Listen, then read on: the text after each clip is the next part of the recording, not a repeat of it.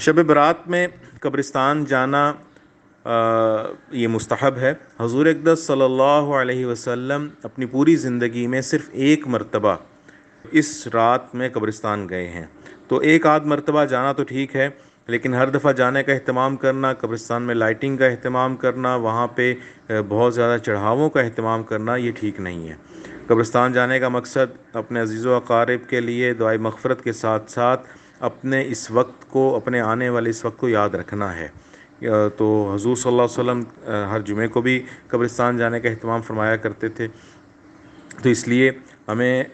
ہر شب برات میں قبرستان بڑے اہتمام کے ساتھ جانا اور خواتین کا وہاں جانا بالکل ٹھیک نہیں ہے۔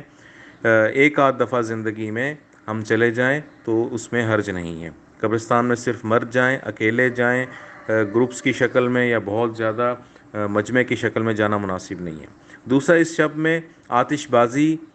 چراغاں، لائٹنگ کا اہتمام یہ کہیں بھی شریعت سے ثابت نہیں ہے، یہ فضول خرچی اور اسراف ہے، اور آگ سے کھیلنا ایک شیطانی عمل ہے اور اس کے اوپر گناہ بھی ہے۔ تو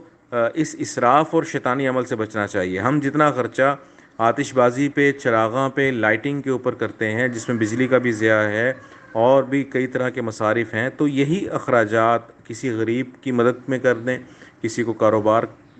شروع کروا دیں، کسی کے قرض کی ادائیگی میں اس کے لیے ہم سہولت پیدا کر دیں، کسی بیوہ یتیم بچی کی شادیوں کے معاملات میں ہم ان پیسوں کو خرچ کر دیں، تاکہ ہمارے معاشرے میں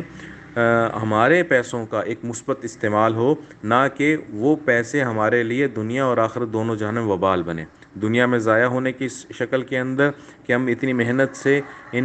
اس مال کو کماتے ہیں اور اس کے بعد اس کو شیطانی عمل کے اندر، جو سراسر اور